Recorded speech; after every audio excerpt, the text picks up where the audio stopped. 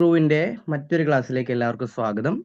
ഇപ്പൊ ഇന്ന് നമ്മൾ നോക്കാൻ പോകുന്നത് നമ്മുടെ പേപ്പർ 2 മൈക്രോബയോളജിയിൽ വളരെ ഇമ്പോർട്ടൻ്റ് ആയിട്ടുള്ള ഒരു ക്വസ്റ്റ്യൻ ആണ്. റിപ്പീറ്റഡ് ആയിട്ട് ചോദിച്ചിട്ടുള്ള ഒരു ക്വസ്റ്റ്യൻ ആണ് നമ്മൾ ഇന്ന് പഠിക്കാൻ പോകുന്നത്. അപ്പൊ ഇത് നമ്മളുടെ മൈക്രോബയോളജിയിലെ മൂന്നാമത്തെ ചാപ്റ്റർ ആയിട്ടുള്ള സ്റ്റെറിലൈസേഷൻ ആൻഡ് ഡിസിൻഫെക്ഷൻ എന്ന് പറയുന്ന ചാപ്റ്ററിലെയാണ് ഈ ക്വസ്റ്റ്യൻ. അപ്പൊ ഈ ക്വസ്റ്റ്യനിൽ പ്രധാനപ്പെട്ട ഒരു കാര്യം എന്ന് പറയുന്നത് ഇത് എസ് ആയിട്ട് ചോദിക്കാറുണ്ട്, ഇത് 5 മാർക്കിനും ചോദിക്കാറുണ്ട്, ഇതിലെ കണ്ടന്റുകളെല്ലാം 2 മാർക്കിനും ചോദിക്കാറുണ്ട്. അതായത് ഈ ചാപ്റ്റർ ഫുള്ള് നമുക്ക് വേണം.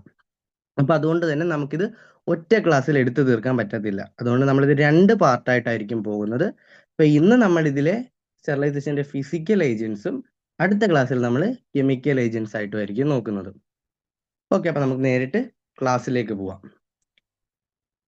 അപ്പോൾ നമ്മൾ ഈ ക്ലാസ് നോക്കുമ്പോൾ ഏറ്റവും ഇമ്പോർട്ടൻ്റ് ആയിട്ടുള്ള 2 കാര്യങ്ങളാണ് നമ്മളുടെ ഹെഡിങ്ങിൽ തന്നെ പറയുന്നത്, സ്റ്റെറിലൈസേഷനും ഡിസിൻഫെക്ഷനും. ഇത് നമുക്ക് 2 മാർക്കിന് ചോദിക്കാറുള്ള ക്വസ്റ്റ്യൻ ആണ്. ഓക്കെ, നമുക്ക് ആദ്യം എന്താണ് സ്റ്റെറിലൈസേഷൻ എന്ന് നോക്കാം. ഇപ്പൊ സ്റ്റെറിലൈസേഷൻ എന്ന് പറഞ്ഞാലും ഡിസിൻഫെക്ഷൻ എന്ന് പറഞ്ഞാലും നമ്മൾ ഉദ്ദേശിക്കുന്നത് ബാക്ടീരിയ ആയിക്കോട്ടെ അല്ലെങ്കിൽ ഏത് മൈക്രോ ഓർഗാനിസം ആയിക്കോട്ടെ അതിനെ ഡിസ്ട്രോയ് ചെയ്യുക എന്നുള്ളതാണ് നമ്മൾ അതുകൊണ്ട് ഉദ്ദേശിക്കുന്നത്. ഇതിൽ വ്യത്യാസം വരുന്നത് സ്റ്റെറിലൈസേഷനിലാണെങ്കിൽ നമുക്ക് വെജിറ്റേറ്റീവ് മാത്രമല്ല സ്പോർസിനെയും കില്ല് ചെയ്യുന്നുണ്ട്. അതാണ് നമ്മളുടെ ഇവിടുത്തെ പോയിന്റ് ഓർത്ത് വെക്കേണ്ടത്. സ്റ്റെറിലൈസേഷൻ ചെയ്യുമ്പോൾ അവിടുത്തെ വെജിറ്റേറ്റീവ് ഫോമിലുള്ള മൈക്രോ ഓർഗാനിസത്തിന് കൂടാതെ അവിടുത്തെ സ്പോർസിനെയും കില്ല് ചെയ്യും. എന്നാൽ ഡിസിൻഫെക്ഷൻ എന്ന് പറയുമ്പോൾ എന്താണ്, എല്ലാ ഓർഗാനിസത്തിനെയും നമ്മൾ എന്ത് ചെയ്യും, ഡിസ്ട്രക്റ്റ് ചെയ്യും, അത്രേ പറയുന്നുള്ളൂ. അവിടെ നമുക്ക് എന്തില്ല, സ്പോർസിനെ കുറിച്ച് പറയുന്നില്ല. അതായത് കംപ്ലീറ്റ് ആയിട്ടുള്ള ഒരു ഡിസ്ട്രക്ഷൻ ആണെങ്കിൽ അത് സ്റ്റെറിലൈസേഷൻ ആണ്. കാരണം അവിടെ സ്പോർസ് ഉൾപ്പെടെ നമ്മൾ എന്ത് ചെയ്യുന്നുണ്ട്, നശിപ്പിക്കുന്നുണ്ട്. എന്നാൽ ഡിസിൻഫെക്ഷൻ എന്ന് പറയുമ്പോൾ അത്രയും ഇല്ല. അതായത് നമ്മൾ മൈക്രോ ഓർഗാനിസത്തിനെ കില്ല് ചെയ്യുന്നു, അത്രയേ ഉള്ളൂ. അപ്പൊ നമ്മൾ ആ കറക്റ്റ് ഉള്ള വ്യത്യാസം മനസ്സിലാക്കുക. സ്റ്റെറിലൈസേഷൻ എന്ന് പറഞ്ഞാൽ വെജിറ്റേറ്റീവ് ഫോമിലും സ്പോർസിനെയും കംപ്ലീറ്റ് ആയിട്ട് എന്ത് ചെയ്യുന്നു, ഡിസ്ട്രക്ഷൻ ചെയ്യുന്നു. എന്നാൽ ഡിസിൻഫെക്ഷൻ വരുമ്പോൾ മൈക്രോ ഓർഗാനിസത്തിനെ കൊല്ലുന്നു എന്നേ ഉള്ളൂ. അവിടെ നമ്മൾ സ്പോർസിനെ പറ്റി സ്പെസിഫിക് ആയിട്ട് പറയുന്നില്ല. ആ വ്യത്യാസം കറക്റ്റ് ആയിട്ട് പഠിക്കുക. ഇപ്പൊ 2 മാർക്കിന്റെ 2 ചോദ്യങ്ങൾ നോക്കി. അടുത്തത് സ്റ്റെറിലൈസേഷന്റെ മെത്തേഡ്സിലേക്ക് കടക്കുകയാണ്. അപ്പൊ നമ്മൾ ഏത് മെത്തേഡ് യൂസ് ചെയ്യണം എന്നുള്ളത് 3 കാര്യങ്ങൾ അനുസരിച്ചാണ് നോക്കുന്നത്. ഒന്ന്, നമ്മളുടെ പർപ്പസ് എന്താണ്. 2, ഏത് മെറ്റീരിയൽ ആണ്. 3, നേച്ചർ ഓഫ് ഓർഗാനിസം. ഏത് ഓർഗാനിസം ആണെന്നുള്ളത് നമ്മൾ അനുസരിച്ചിരിക്കണം. അതായത് ഈ ചില ബാക്ടീരിയാസിനെ നമുക്ക് പെട്ടെന്ന് നശിപ്പിക്കാൻ പറ്റും, ചില വൈറസുകളെ നശിപ്പിക്കാൻ ബുദ്ധിമുട്ടുണ്ടാവും. അപ്പൊ അതിന്റെ നേച്ചർ അനുസരിച്ചിട്ടാണ് നമ്മളിത് ഏത് വേണം ഉപയോഗിക്കുന്നതെന്ന് തീരുമാനിക്കുന്നത്. ഇനി നമ്മളുടെ പ്രധാനപ്പെട്ട ക്ലാസിഫിക്കേഷൻ ഫിസിക്കൽ ഏജൻസും കെമിക്കൽ ഏജൻസും. നമുക്ക് ഏകദേശം 5 ഫിസിക്കൽ ഏജൻസും 8 കെമിക്കൽ ഏജൻസും ഉണ്ട്. ഇതിലെ 5 ഫിസിക്കൽ ഏജൻസ് ആണ് നമ്മൾ ഇന്ന് നോക്കാൻ പോകുന്നത്. ഓക്കെ, അപ്പോ ആദ്യത്തേത് സൺലൈറ്റ്, രണ്ടാമത്തെ ഡ്രൈയിങ്, മൂന്നാമത്തത് ഹീറ്റ്. ഇതിനകത്ത് നമുക്ക് 2 സബ് ക്ലാസിഫിക്കേഷൻ ഉണ്ട്, ഡ്രൈ ഹീറ്റ്, മോയിസ്റ്റ് ഹീറ്റ്. അത് കഴിഞ്ഞ് 4ാമത് ഫിൽട്രേഷൻ, 5ാമത് റേഡിയേഷൻ. ഈ 5 പോയിന്റുമാണ് ഇന്ന് ഈ ക്ലാസ്സിൽ നമ്മൾ നോക്കാൻ പോകുന്നത്.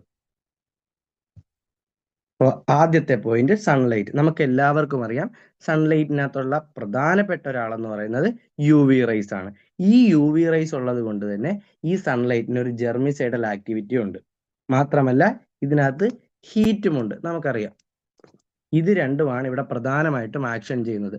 ഇത് നമ്മൾ എല്ലാവരും സാനിറ്റേഷൻ പഠിച്ചപ്പോൾ നമ്മൾ പഠിച്ചിട്ടുണ്ട്. വെള്ളം സ്റ്റോർ ചെയ്ത് വെക്കുകയാണെങ്കിൽ അവിടെ സൺലൈറ്റ് ഉണ്ടെങ്കിൽ എന്ത് ചെയ്യും, ബാക്ടീരിയൽ ഡ്രോപ്പ് ഏകദേശം 90% ഉണ്ടാകും. അതാണ് സൺലൈറ്റിന്റെ സ്റ്റെറിലൈസേഷൻ ആക്ടിവിറ്റി എന്നതുകൊണ്ട് ഉദ്ദേശിക്കുന്നത്. അപ്പോൾ നമ്മളുടെ സൺലൈറ്റിൽ എന്തുണ്ട്, UV റൈസ് ഉണ്ട്, ഹീറ്റ് റേയും ഉണ്ട്. അപ്പൊ ഇത് രണ്ടും എന്ത് ചെയ്യുന്നുണ്ട്, സ്റ്റെറിലൈസേഷൻ പ്രോപ്പർട്ടീസ് കാണിക്കുന്നുണ്ട്. അതുകൊണ്ട് തന്നെ ബാക്ടീരിയകളെ നശിപ്പിക്കും. ഇത്രയേ ഉള്ളൂ സൺലൈറ്റ്. PPT കണ്ട് ടെൻഷൻ ആകുമൊന്നും വേണ്ട. ജസ്റ്റ് ഇതാണ് അതിന്റെ നമ്മൾ അതുകൊണ്ട് ഉദ്ദേശിക്കുന്ന കാര്യം. ആ റെഡ് ആയിട്ട് നമ്മൾ അടയാളപ്പെടുത്തിയിരിക്കുന്ന വാക്കുകൾ മാത്രം ഒന്ന് നോക്കി വെക്കുക, ബാക്കി ഒന്ന് വായിക്കുക, അത്രേ ഉള്ളൂ. അടുത്തത് ഡ്രൈയിങ്. നമുക്ക് എല്ലാവർക്കും അറിയാം ബാക്ടീരിയക്ക് ജീവിക്കാൻ ഏറ്റവും അത്യാവശ്യമായിട്ടുള്ള ഒരു ഘടകമാണ് മോയിസ്ചർ. ഈ മോയ്സ്ചറിനെ നമുക്ക് ഇല്ലാതാക്കുക, അതാണ് ഡ്രൈയിങ് കൊണ്ട് ഉദ്ദേശിക്കുന്നത്.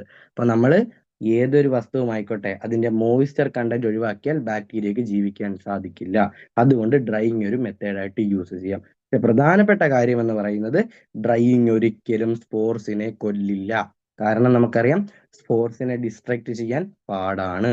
സ്റ്റെറിലൈസേഷൻ ഇവിടെ ഒരു പരിധി വരെ പോസിബിൾ അല്ല സ്പോർസിന്റെ കാര്യത്തിൽ. പിന്നെ ഡേർട്ട് ഉണ്ടെന്നുണ്ടെങ്കിലും എന്ത് ചെയ്യും, ബാക്ടീരിയത്തെ പ്രൊട്ടക്ട് ചെയ്യുന്നുണ്ട്. അപ്പൊ നമുക്ക് മനസ്സിലായി ഡ്രൈയിങ് ഒരു നല്ല മെത്തേഡായിട്ട് നമുക്ക് ഉപയോഗിക്കാൻ സാധിക്കില്ല, കാരണം സ്പോർസിനെ അത് കൊല്ലുന്നില്ല.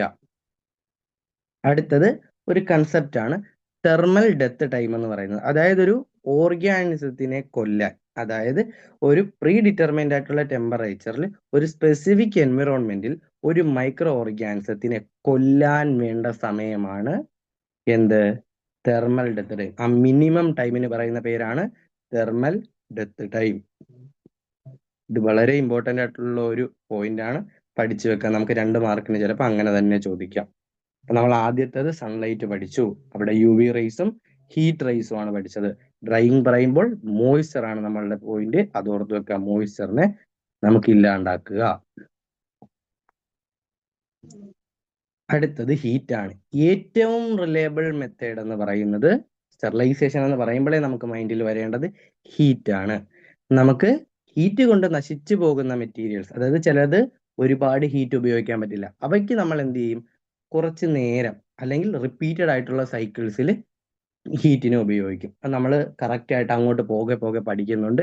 ജസ്റ്റ് ഇത് മാത്രം ഓർക്കുക, ഹീറ്റ് ആണ് most reliable method.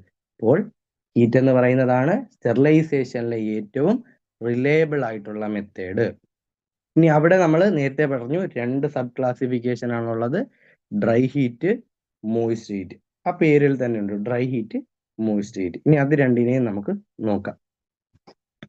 Dry heat എന്ന് പറയുമ്പോൾ നമുക്ക് ഓർമ്മ വരേണ്ടത്, ഡ്രൈ ഹീറ്റ് എങ്ങനെയാണ് ഈ സ്റ്റെറിലൈസേഷൻ നടത്തുന്നതെന്ന് ചോദിച്ചാൽ, ഒന്ന് പ്രോട്ടീൻ ഡീനാച്ചുറേഷൻ, 2 ഓക്സിഡേറ്റീവ് ഡാമേജ്, പിന്നെ ഇലക്ട്രോലൈറ്റ്സിന്റെ എലവേറ്റഡ് ലെവൽ കാരണം ഒരു ടോക്സിക് എഫക്റ്റ് ഉണ്ടാകും.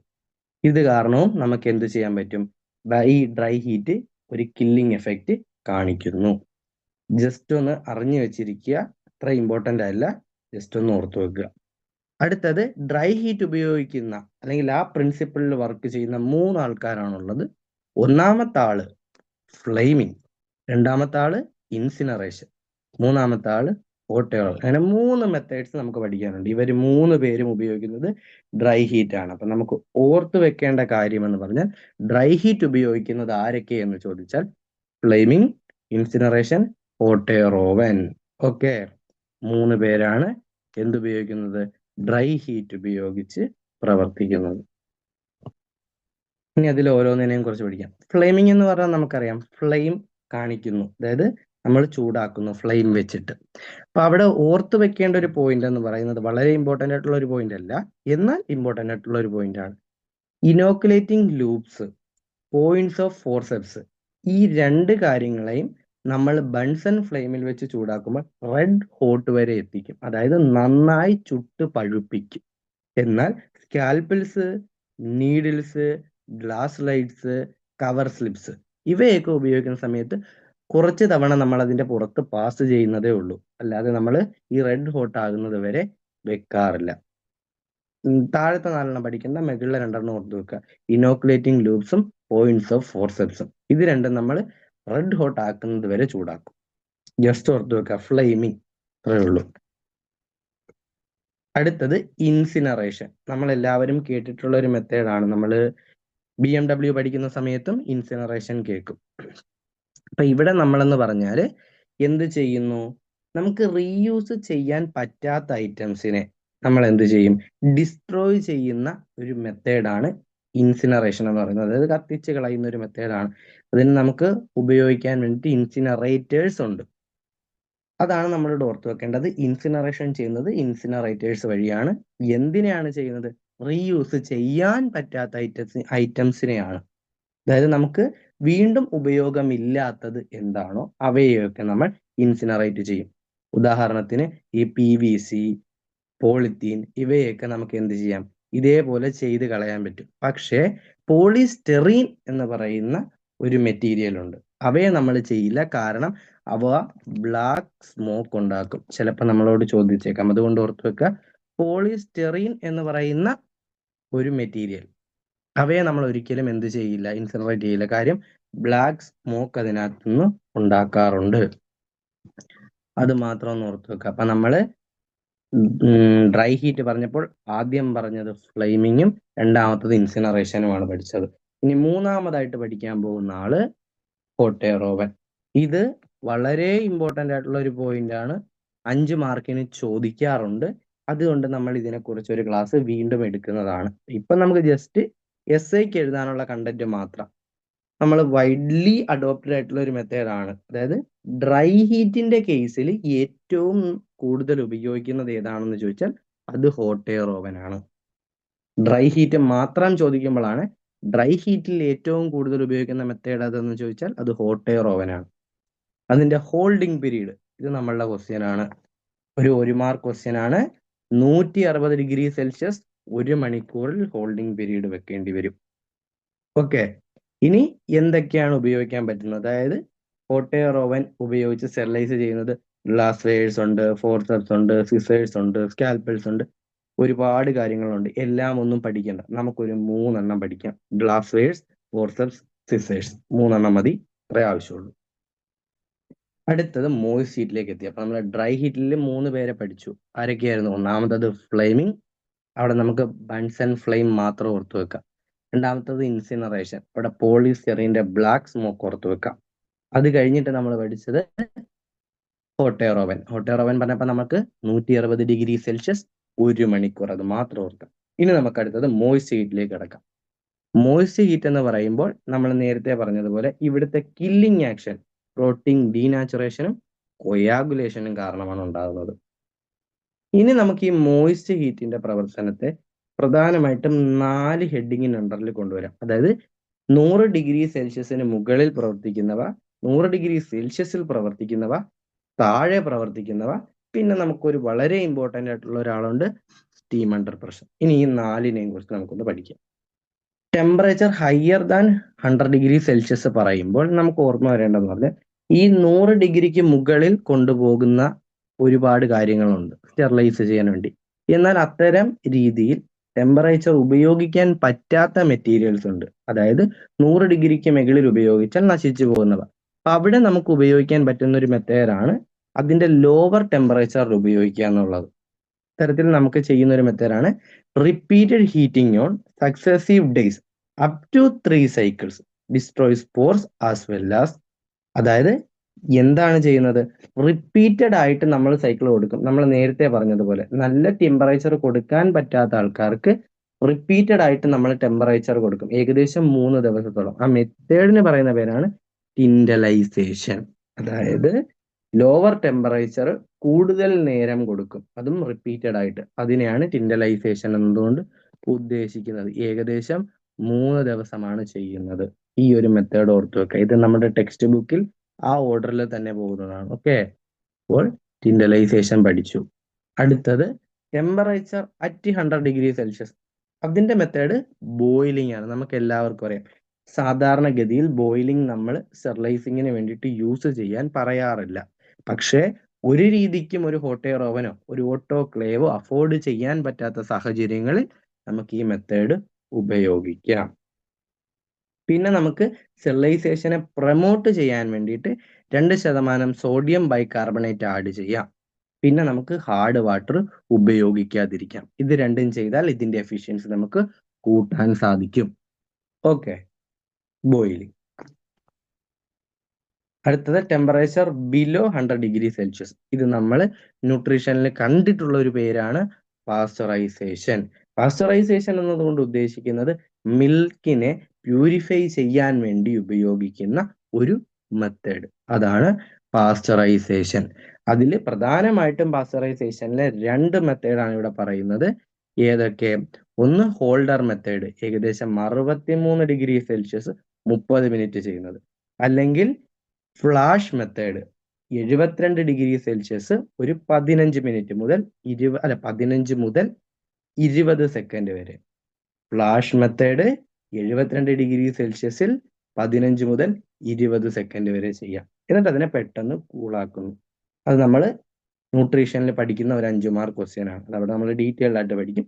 ഇവിടെ ജസ്റ്റ് ഓർത്ത് വെക്കുക, ടെമ്പറേച്ചർ ബിലോ 100°C ഉപയോഗിക്കാൻ പറ്റുന്ന ഒരു സ്റ്റെറിലൈസിങ് പ്രോസസ്സാണ്. അടുത്തതാണ് വളരെ ഇമ്പോർട്ടൻ്റ് ആയിട്ടുള്ള ഒരു പോയിന്റ്, അല്ലെങ്കിൽ ഏറ്റവും ഇമ്പോർട്ടൻ്റ് ആയിട്ടുള്ള ഒരു 5 മാർക്ക് ക്വസ്റ്റ്യൻ പോലെ ചോദിക്കുന്ന ഒരാളാണ് സ്റ്റീം അണ്ടർ പ്രഷർ, അഥവാ ഈ പ്രിൻസിപ്പിൾ വെച്ച് പ്രവർത്തിക്കുന്ന ഒരു ഉപകരണമാണ് ഓട്ടോക്ലേവ്. ഓട്ടോക്ലേവ് എന്ന് പറയുന്നത് നമ്മൾ ഈ പറയുന്ന പോലെ ഒരു pressurised steam to sterilize items by subjecting them to high heat and pressure. The process typically involves heating items in a sealed chamber to at least 121°C for 15 to 30 minutes. ഇത് വളരെ important ആണ്. നമ്മൾ നേരത്തെ hot air oven പറഞ്ഞതുപോലെ 160°C 1 മണിക്കൂർ എന്ന് പറയുന്നത് പോലെ 121°C 15 മുതൽ 30 മിനിറ്റ്. ഇതും നിങ്ങളുടെ ചോദ്യമാണ്. ഇനി നമ്മൾ പല ടൈപ്സ് ഓട്ടോക്ലേവ് പറയുന്നുണ്ട്. ഓട്ടോക്ലേവ് ഇപ്പോൾ ഹോസ്പിറ്റൽസിലൊക്കെ വളരെ കോമൺ ആയിട്ട് യൂസ് ചെയ്യുന്നതാണ്. ഇവിടെ നമുക്ക് പ്രഷറും ഹീറ്റും ഒരേപോലെ നമുക്ക് എന്ത് ചെയ്യണം, പ്രവർത്തിക്കുന്നുണ്ട്. Types of steam under pressure അഥവാ autoclave: laboratory autoclave, hospital dressing sterilisers, rapid cooling sterilisers. അങ്ങനെ 3 എക്സാമ്പിൾസ് ഉണ്ട്. അപ്പോൾ നമ്മളുടെ മോയിസ്റ്റ് ഹീറ്റിംഗ് കഴിഞ്ഞു, temperature above at below 100°C, അത് കഴിഞ്ഞിട്ട് സ്റ്റീം അണ്ടർ പ്രഷറിൽ പ്രവർത്തിക്കുന്ന ഓട്ടോക്ലേവ്. അങ്ങനെ 4 എണ്ണം കഴിഞ്ഞു. അടുത്തത് ഫിൽട്രേഷൻ. ഫിൽട്രേഷൻ എന്ന് പറഞ്ഞാൽ ടെമ്പറേച്ചർ പ്രശ്നമുണ്ടാക്കുന്നത് അഥവാ ചൂട് കൊണ്ട് നശിച്ചു പോകുന്ന ലിക്വിഡുകളെ നമ്മൾ ഫിൽട്രേഷന് വിധേയമാക്കുന്നു. അതായത് സീറം അല്ലെങ്കിൽ ആന്റിബയോട്ടിക്സ് പോലുള്ളവയെ നമ്മൾ ഫിൽട്രേഷന് വിധേയമാക്കും. കാരണം അവ ടെമ്പറേച്ചർ കൊടുത്താൽ നശിച്ചു പോകുന്നവയാണ്. ഇതിനാണ് ഫിൽട്രേഷൻ യൂസ് ചെയ്യുന്നത്. ഇനി ഫിൽട്രേഷൻ നമ്മൾ യൂസ് ചെയ്യുമ്പോൾ ഉപയോഗിക്കുന്ന കുറച്ച് ഫിൽറ്റേഴ്സ് ആണ് പറയാൻ പോകുന്നത്. Earthenware candle, asbestos filters, sintered glass filters, collodion or membrane filters. Just പേരുകൾ മാത്രം ഒന്ന് ഓർത്തു വെക്കുക. എല്ലാം ഇല്ലെങ്കിലും ഒരു 2 എണ്ണം നമുക്ക് എഴുതാൻ വേണം. അടുത്തത് റേഡിയേഷൻ. റേഡിയേഷൻ പറയുമ്പോൾ ഓർക്കേണ്ട 2 പോയിന്റുകളാണ്. അതിൽ നോൺ അയണൈസിങ്ങും ഉണ്ട്, അയണൈസിങ്ങും ഉണ്ട്. അപ്പം നോൺ അയണൈസിങ് ആയിട്ടുള്ളത് ഇൻഫ്രാറെഡ് റേസും യു വി റേസും. അയണൈസിങ് ആയിട്ടുള്ളത് ഗാമ റേസും ഹൈ എനർജി ഇലക്ട്രോൺസും. അപ്പോൾ നോൺ അയണൈസിങ്ങിൽ ഇൻഫ്രാറെഡും യു വി, അയണൈസിങ് ആണെങ്കിൽ ഗാമയും ഹൈ എനർജി ഇലക്ട്രോൺസ്. ഇനി ഓരോന്നിനും കുറിച്ച് പഠിക്കാം. ഇൻഫ്രാറെഡ് എന്ന് പറഞ്ഞാൽ ഏകദേശം ഹോട്ട് എയർ സ്റ്റെറിലൈസേഷൻ പോലെയൊക്കെ പ്രവർത്തിക്കുന്നതാണ്. ഇത് ഉപയോഗിക്കുന്നത് എവിടെയാണെന്ന് ചോദിച്ചാൽ ഈ സിറിഞ്ചിൻ്റെയൊക്കെ മാസ് സ്റ്റെറിലൈസേഷന് വേണ്ടിയിട്ട് ഉപയോഗിക്കാം. അടുത്തത് അൾട്രാ വയലറ്റ് റേഡിയേഷൻ. അത് പറയുകയാണെന്നുണ്ടെങ്കിൽ ക്ലോസ്ഡ് ഏരിയാസിനെയൊക്കെ ഡിസിൻഫെക്റ്റ് ചെയ്യാൻ വേണ്ടിയിട്ട് യൂസ് ചെയ്യാം. അതായത് എൻട്രി വേസ്, ഹോസ്പിറ്റൽ വാർഡ്സിനെയൊക്കെ. ഇനി ഇതിന്റെ ഡയറക്റ്റ് എക്സ്പോഷർ നമുക്ക് ആക്ച്വലി കണ്ണിന് ഡാമേജ് ഉണ്ടാക്കുന്നുണ്ട്. ഡാർക്ക് ഗ്ലാസസ് ഒക്കെ ഉപയോഗിക്കണം. അടുത്തത് ഗാമ അല്ലെങ്കിൽ ഹൈ എനർജി ഇലക്ട്രോൺസ്. ഇവിടെയാണെന്നുണ്ടെങ്കിൽ സാധാരണ ഇവയെ ഹോസ്പിറ്റലുകളിൽ യൂസ് ചെയ്യാറില്ല, കൊമേഴ്ഷ്യൽ പ്ലാന്റ്സുകളിലാണ് ഉപയോഗിച്ച് കണ്ടുവരാറുള്ളത്. ഇതായിരുന്നു നമ്മളുടെ 5 ഫിസിക്കൽ മെത്തേഡ്സ്. ഓക്കെ, ഇതിനെയാണ് നമ്മൾ ഈ ഫ്ലോ ചാർട്ടിൽ ഉപയോഗിക്കുന്നത്. ഫിസിക്കൽ ഏജൻസിൽ ആദ്യം നമ്മൾ പറഞ്ഞു സൺലൈറ്റ്. സൺലൈറ്റ് പറയുമ്പോൾ നമ്മളുടെ മൈൻഡിൽ ഓർമ്മ വരേണ്ടത് 1 UV, 2 ഹീറ്റ് റൈസ്. അടുത്തത് ഹീറ്റ് ആണ്. ഹീറ്റ് പറയുമ്പോൾ നമുക്ക് ഏതൊക്കെ വേണം, ഡ്രൈ ഹീറ്റും മോയിസ്റ്റ് ഹീറ്റും പറയുന്നുണ്ട്. അവിടെ നമുക്ക് വേണ്ടത് ഡ്രൈ ഹീറ്റിലെ flaming, incineration, hot air oven. Hot air oven പറയുമ്പോൾ നമ്മുടെ മൈൻഡിൽ വേണ്ടത് 160° 1 hour. അടുത്തത് മോയിസ്റ്റ് ഹീറ്റ് പറയുമ്പോൾ above at below 100°C steam under പ്രഷറും. സ്റ്റീം അണ്ടർ പ്രഷർ പറയുമ്പോൾ 121°C 15 minutes. അത് കഴിഞ്ഞിട്ട് പറയുന്നത് ഡ്രൈയിങ് ആണ്. ഡ്രൈയിങ് എന്ന് പറയുമ്പോൾ നമ്മളുടെ മൈൻഡിൽ വേണ്ടത് മോയിസ്ചർ. അത് കഴിഞ്ഞിട്ട് നമ്മൾ പറയുന്നത് റേഡിയേഷൻ, അയണൈസിങ്ങും നോൺ അയണൈസിങ്ങും. നോൺ അയണൈസിങ് ഓർത്ത് വെക്കുക, യു വിയും ഇൻഫ്രാറെഡും. അടുത്തത് ഫിൽട്രേഷൻ നമ്മൾ പറഞ്ഞു തെർമോലബൈൽ ആയിട്ടുള്ള ലിക്വിഡ്സിനെ യൂസ് ചെയ്യുന്ന ഒരു മെത്തേഡാണ് ഫിൽട്രേഷൻ. അപ്പൊ ഇതാണ് നമ്മളുടെ ഇന്നത്തെ ക്ലാസ്സിൽ ചർച്ച ചെയ്യുന്നത് ഫിസിക്കൽ ഏജൻസ്.